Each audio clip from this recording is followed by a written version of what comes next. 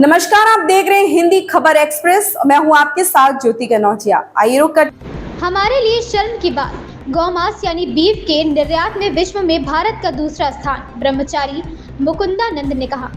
22 सितंबर को अयोध्या में गौ ध्वज प्रतिष्ठा यात्रा की होगी शुरुआत। 22 सितंबर से 26 अक्टूबर तक संपूर्ण भारत के विभिन्न प्रदेशों की राजधानियों में जाएगी गौ ध्वज प्रतिष्ठा यात्रा। जगत गुरु शंकराचार्य स्वामी अभिमुक्तेश्वरानंद सरस्वती महाराज के नेतृत्व में चलेगी यात्रा। जगत गुरु शंकराचार्य के शिष्य व यात्रा के संयोजक ब्रह्मचारी मुकुंदानंद ने की प्रेस वार्ता। ब्रह्मचारी मुकुंदानंद ने बताया कि यात्रा का मुख्य उद्देश्य गौ माता को पशु की सूची से बाहर निकाला जाए, गौ माता को राष्ट्र माता का दर्जा दिया जाए, गौ माता को लेकर राष्ट्रीय कानून बनाए जाए। गौ हत्या का कलंक इस देश से हम सबको देश से मिटाना है। हमारे लिए यह शर्म की बात है कि गौ मांस यानी कि बीफ की निर्यात में विश्व में भारत का दूसरा स्थान है। हम सभी के लिए दुर्भाग्य है। यहाँ 80,000 गौवंश की होती है प्रतिदिन हत्या। प्रेस वार्ता में धर्म सेना की प्रमुख संतोष दुबे व हिंदू महासभा के राष्ट्रीय प्रवक्ता मनीष पांडे भी रहे मौजूद। विशाल श्रीवास्तव की रिपोर्ट। जी महाराज। भारत देश के सौभाग्य से आगामी 22 सितंबर से लेकर के 26 अक्टूबर तक ज्योतिष पीठ के जगत गुरु शंकराचार्य जी पूज्यपाद स्वामी श्री अभिमुक्तेश्वरानंद सरस्वती जी महाराज गौ ध्वज प्रतिष्ठा भारत यात्रा करने वाले हैं, जिसमें वो देश हर प्रदेश की राजधानी में जाएंगे और जा करके गौ ध्वज की प्रतिष्ठा करेंगे। और गौ ध्वज की प्रतिष्ठा के साथ साथ वो सरकार से ये मांग करेंगे कि गौ माता के लिए एक राष्ट्रीय कानून बनाया जाए, गौ माता को पशु सूची से हटाया जाए, केंद्रीय कानून बना करके माता के स्थान पर रखा जाए।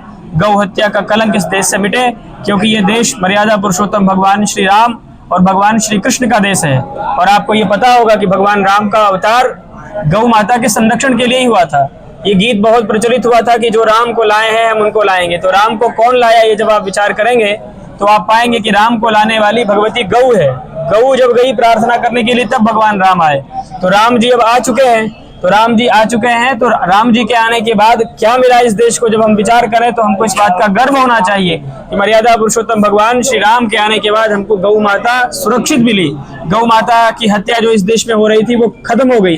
आज ये दुर्भाग्य है हम सभी हिंदुओं का कि हमारे यहाँ आज 80,000 गौवंश की हत्या प्रतिदिन हो रही है। गौ मांस के निर्यात में भारत पूरे विश्व के स्तर पर बीफ एक्सपोर्ट में दूसरे नंबर पर है। तो ये हम लोगों के लिए शर्म का विषय है। हम चाहते हैं कि जिस देश में भगवान स्वयं गौपालक के रूप में, गोपाल के रूप में अवतार धारण करके अपने आप को गौरवान्वित समझते हैं, ऐसे भारत भूमि में पूरी तरह से गौ हत्या का कलंक मिटना चाहिए। पूज्य शंकराचार्य जी महाराज हर प्रदेश की राजधानी में जाएंगे और इस कार्य के लिए उन्होंने परम पवित्र अयोध्या की पावन भूमि को चुना, क्योंकि भगवान श्री रामचंद्र चाहे रघुवंश, आप इसको पढ़ लेंगे इतिहास को तो आप पाएंगे कि गौ की कृपा से ही भगवान का ये वंश आगे बढ़ा। तो गौ के कार्य को शुरू करने के लिए परम पवित्र भूमि अयोध्या में पूज्य ज्योतिष पीठाधीश्वर जगत गुरु शंकराचार्य स्वामी श्री अभिमुक्तेश्वरानंद सरस्वती जी महाराज 21 सितंबर की रात्रि में आएंगे। 22 सितंबर को प्रातःकाल रामकोट की परिक्रमा करेंगे। रामकोट की परिक्रमा करने के बाद यहाँ पर गौ ध्वज स्थापित करेंगे और गौ ध्वज स्थापित करके पत्रकारों को संबोधित करेंगे और यहाँ के गौ भक्तों को संबोधित करेंगे। ये पूज्य महाराज श्री का राम मंदिर के दर्शन या अयोध्या के किसी भी मठ मंदिर के दर्शन, क्योंकि रामकोट में स्थित है रामलेलु भूमि। देखिए राम मंदिर के दर्शन करें। देखिए, राम मंदिर के विषय में पूज्य शंकराचार्य जी महाराज का विचार पूरे विश्व को पता है।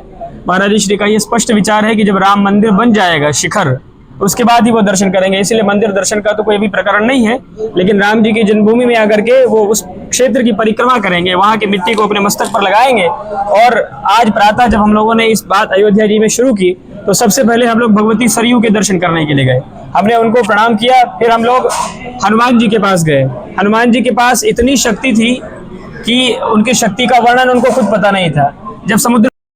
इस खबर में बस इतना ही। बने रहें हिंदी खबर एक्सप्रेस के साथ।